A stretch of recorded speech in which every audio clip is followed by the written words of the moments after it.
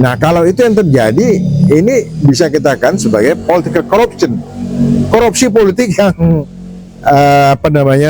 yang sangat kasat mata. Apapun alasannya nggak boleh dibiarkan bahwa seorang pejabat itu menambah masa jabatannya, padahal kita sudah tahu ya problemnya di mana. Nah, oleh karena itu saya kira sekali lagi MK harus berani mengambil keputusan di tengah-tengah kemacetan ya, alternatif solusi, karena ya tidak fair juga dong. Partai ini kan juga mesti diberikan hukuman. Anda menyaksikan News and Talk visibangsa.com, didukung oleh RM Kopi Karo, produk kebanggaan Indonesia. Pemirsa, berjumpa lagi dalam bincang spesial Jurnal Politik TV yang diberdayakan oleh visibangsa.com. Kita kembali menelaah denyut pilkada serentak yang terjadi di seluruh Indonesia di beberapa daerah. Seperti disampaikan oleh KPU, 41 daerah muncul calon tunggal yang istilahnya melawan kotak kosong. Kita akan menelaah, andai ternyata kotak kosong yang menang, apa dampak, apa hal berikutnya yang akan terjadi secara politik. Seperti biasa, kita ditemani oleh pakar politik kita, Asosiat Profesor Dr. TB Masa Jafar dari Universitas Nasional. Prof, sudah fix 41 wilayah melawan kota kosong. Banyak publik berspekulasi bahwa bisa jadi kota kosong yang menang. Menurut Anda mungkin nggak nih justru kota kosong dari fenomena yang ada malah kota kosong yang menang? Oh, sangat mungkin. Mengapa sangat mungkin? Kan kita juga tahu, saya beberapa kali mengatakan bahwa proses rekrutmen partai itu mengalami distorsi, ya, abai terhadap apa yang menjadi aspirasi. Seakan-akan partai politik menutup mata, dan bahkan ini juga terjadi kita lihat terhadap kader-kader mereka sendiri.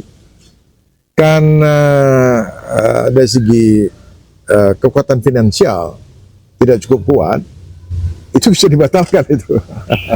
Ya, bayangkan ya, kadernya sendiri batal. Kadernya sendiri batalkan lucu gitu ya. Mungkin dia lebih mau menerima kader luar karena kekuatan finansial itu. Nah, sangat mungkin Bung Hadi ya, sangat mungkin. Nah, tentu gejala ini itu kan mesti cepat direspon.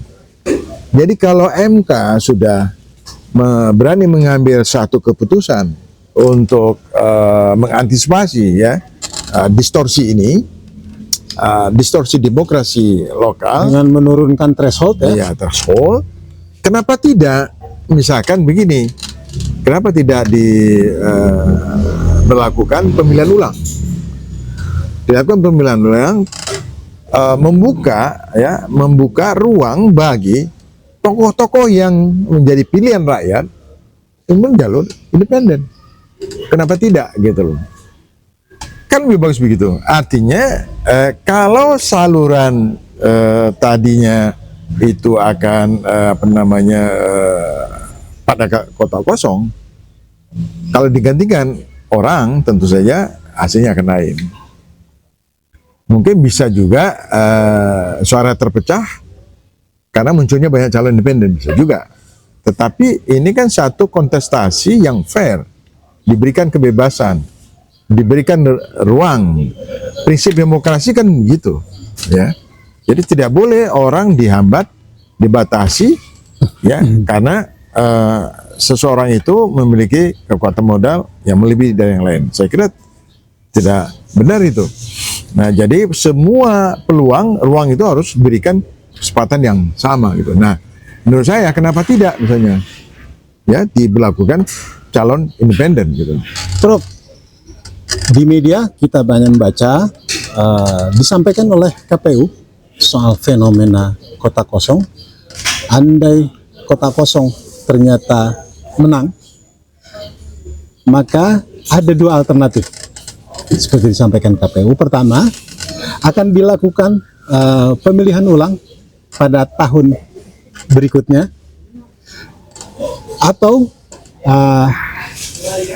dilakukan pada musim pilkada berikutnya, artinya ini 5 tahun ke depan lah gitu, ya kan. Nah, selama jelang masa penyelenggaraan berikutnya, baik pada tahun setelah pilkada sekarang ini atau pada musim pilkada yang akan datang, maka akan diangkat pejabat sementara kepala daerah. Tentu yang menentukan adalah Menteri Dalam Negeri. Nah, ini kan bukan pemimpin definitif. Secara politik Anda melihat seperti apa kalau ini terjadi? Baik selama 1 tahun maupun dalam 5 tahun ke depan hanya ada pejabat sementara di suatu daerah. Iya, kalau kekuasaan itu, apalagi pemerintah yang sedang berkuasa, ya apa saja bisa dilakukan. Kalau tanya apa, bisa aja gitu. Bisa juga mereka menutup mata, tetapi kan selalu ada yang muncul sisi negatifnya. Katakanlah ketika MK membuat keputusan ya bahwa partai bisa mengusung calonnya masing-masing, itu kan sebenarnya kritik terhadap partai, juga termasuk pada pemerintah yang membiarkan proses pemilihan yang sebenarnya sudah bisa diduga. Nah, dengan demikian menurut saya lagi-lagi ya MK harus berani juga mengambil, karena tidak ada jalan penyelesaian. Kalau jalan penyelesaiannya adalah menunggu, itu distorsinya lebih gawat lagi itu.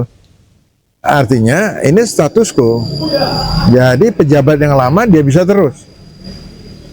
Bisa pejabat lama, bisa pejabat baru, tapi yang penting ditetapkan oleh pemerintah. Yang tentukan kan pemerintah.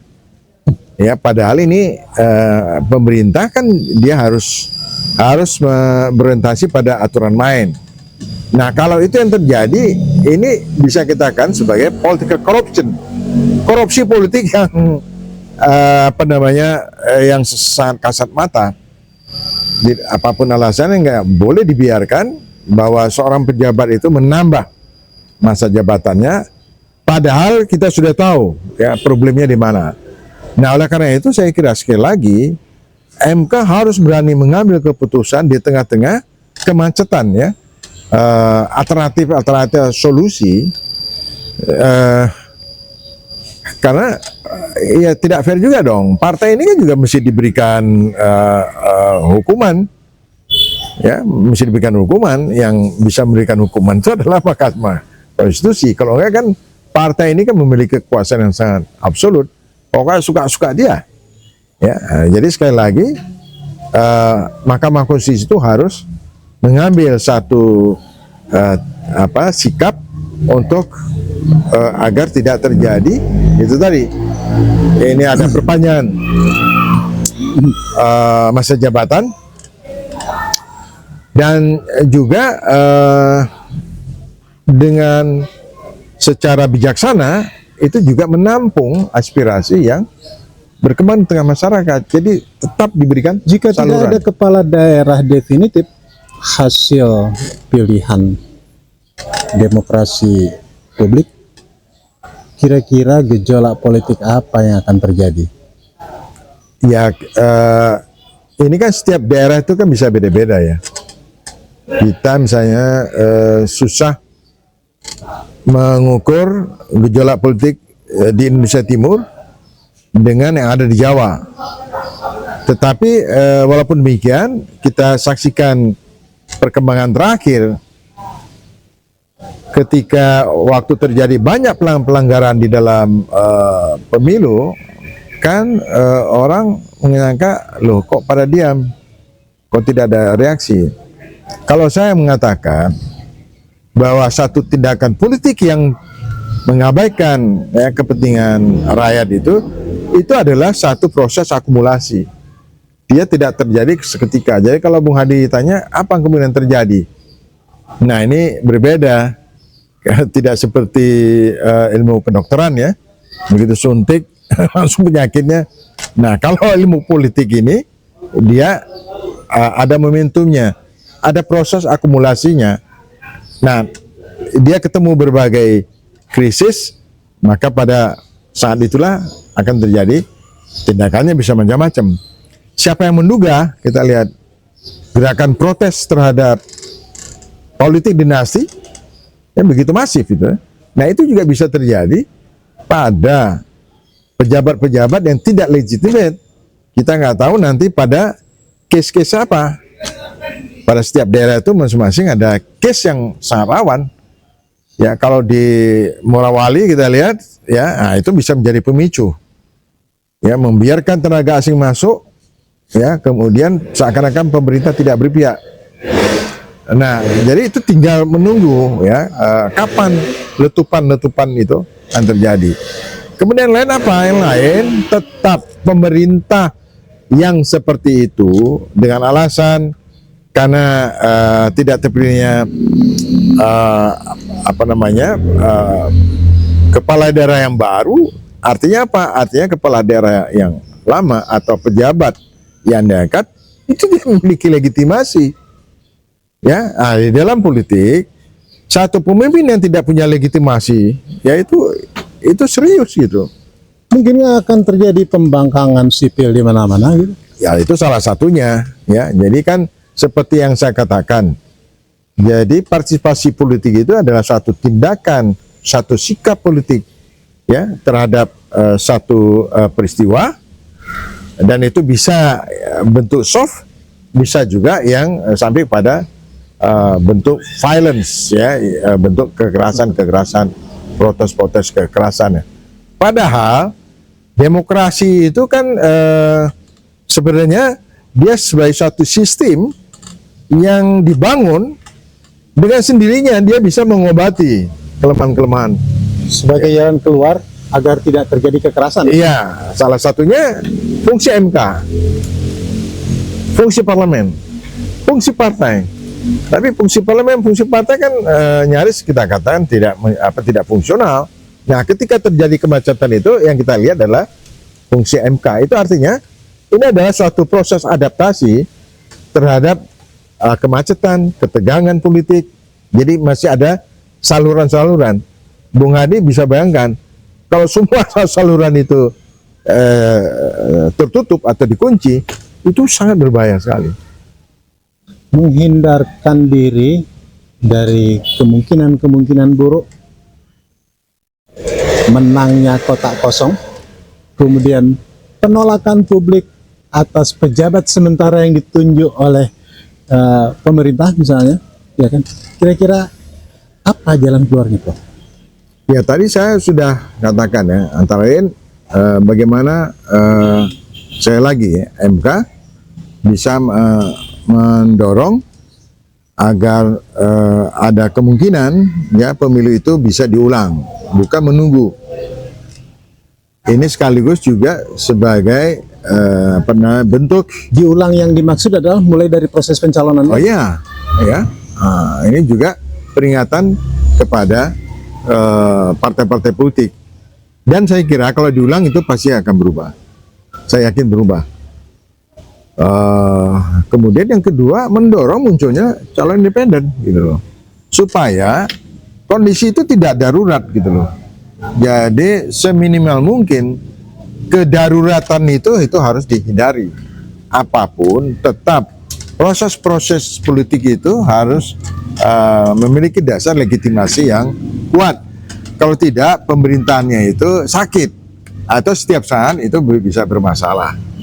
Jika diabaikan di 41 daerah ini, lalu faktanya misalnya hasilnya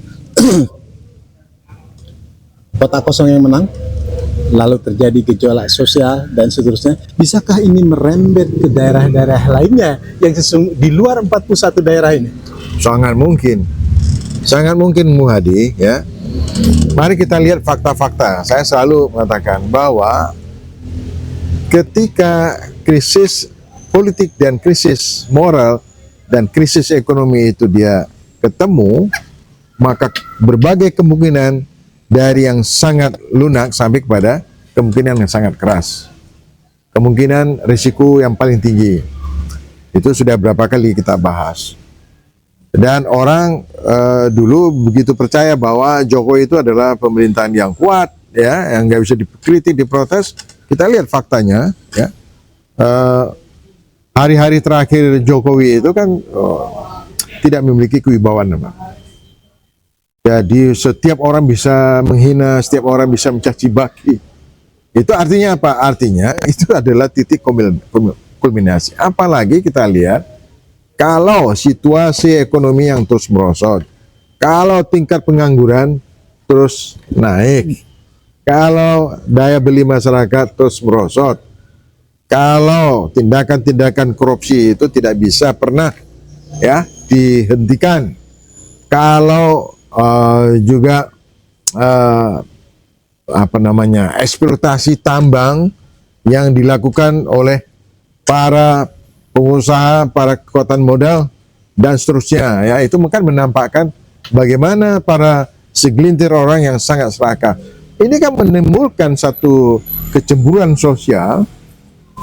Nah, ini akan menjadi sumbu, ya, akan menjadi gejolak di masyarakat. Eskalasi gejolak politik pilkada di berbagai daerah ini akankah juga mempengaruhi efektivitas kepemimpinan nasional yang akan datang? Oh, pasti. Jadi kita nggak bisa bayangkan 40 daerah itu. Dan tadi Anda katakan, ada nggak kemungkinan daerah? Wah, sangat mungkin. Nah, kita nggak bisa bayangkan bagaimana seorang presiden sebagai kepala pemerintahan untuk mengendalikan, ya, gejolak-gejolak yang ada. Kalau dari sekarang itu tidak diselesaikan, dan itu nanti akan jadi akumulasi. Justru banyak ramalan masa kepemimpinan Prabowo itu adalah masa-masa yang sangat sulit, ya. Hutang jatuh tempo hutang, ya, kemudian soal pangan juga banyak sekali, ya, soal kemampuan keuangan negara. Ditambah kemungkinan krisis politik, ya. Ya, bahkan ada yang mengatakan ini tahun berapa? Tahun 2006 adalah Indonesia akan mencapai titik puncak krisis. Dan itu ramalan itu saya membenarkan itu, ya, lihat dari 2026 beberapa indikator. Akan ada puncaknya di situ, krisis Iya, itu. di mana ekonomi Indonesia itu betul-betul anjlok gitu. Dan saya percaya, ya, karena indikator-indikator cukup kuat gitu loh. Nah, tadi kembali pertanyaan Bung Hadi tadi. Ya, jadi kalau terjadi krisis-krisis yang kemudian dianggap sepele tidak diselesaikan, apa yang terjadi? Ya, itu seperti yang saya katakan, krisis politik itu adalah satu pertemuan, ya, dari beberapa krisis. Satu, krisis moral, krisis politik, yang ketiga adalah krisis ekonomi. Kalau tiga inilah yang sebenarnya sebagai yang menentukan apakah pemerintah itu bisa stabil, bisa terus atau jatuh. Yang kita khawatirkan justru lebih dari itu, keributan, chaos, atau suasana revolusi. Kalau begitu, Pak Prabowo sebagai pemimpin nasional pemerintahan yang akan datang seharusnya justru mencegah terjadinya gejolak-gejolak politik ini, dong. Ya, mestinya, ya, Pak Prabowo tidak boleh membiarkan rekayasa-rekayasa politik hanya untuk kepentingan para elit. Tidak boleh ada lagi rekayasa-rekayasa politik yang sifatnya jangka pendek. Pak Prabowo harus mengembalikan, ya, pada prinsip-prinsip demokrasi. Sekaligus juga bagaimana indeks demokrasi kita itu bisa pulih kembali. Dan kekuatan politik Pak Prabowo tidak boleh menunggu sampai beliau dilantik jadi presiden. Tidak, justru itu juga menambah legitimasi Pak Prabowo. Terlepas sebagian orang mengatakan bahwa pemilu kemarin itu, pilpres itu dianggap fair, tapi jangan lupa sebagian orang mengatakan ini ada cacatnya. Tapi kalau Pak Prabowo bisa menunjukkan satu komitmen politik untuk memperbaiki, menyelesaikan, ya, kerikil-kerikil itu, maka legitimasi Pak Prabowo itu justru akan meningkat. Artinya apa? Artinya rakyat, publik itu trust ya, political trustnya itu meningkat, dengan sendirinya legitimasinya juga meningkat. Itu. Baik, Prof, kita tunggu saja apa langkah-langkah politik Pak Prabowo untuk mencegah gejolak politik pasca pilkada yang gejala-gejalanya sudah muncul sekarang ini. Terima kasih Prof sudah membersamai kita dalam bincang spesial Jurnal Politik TV ini. Mungkin Prof ada yang ingin disampaikan baik untuk publik ataupun untuk para elit politik, Silakan. Ya, jadi Pak Prabowo justru sudah membaca ya, harus membaca di mana titik-titik kritikal menyangkut terutama dalam konteks pilkada, yang sampai itu menjadi bom waktu. Juga sekaligus pada problem ya, masalah-masalah ekonomi dan juga masalah penegakan hukum. Kalau ini sudah disiap untuk antisipasi dan cepat, barangkali apa yang kita diskusikan itu, kekhawatiran itu saya kira tidak terjadi. Itu saya. Terima kasih Prof.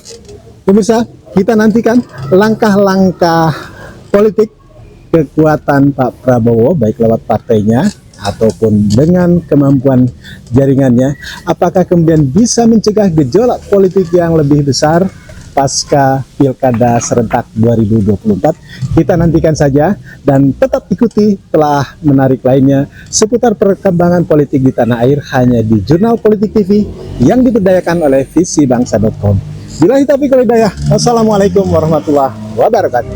Salam. Anda menyaksikan News and Talk visibangsa.com, didukung oleh RM Kopi Karo, produk kebanggaan Indonesia.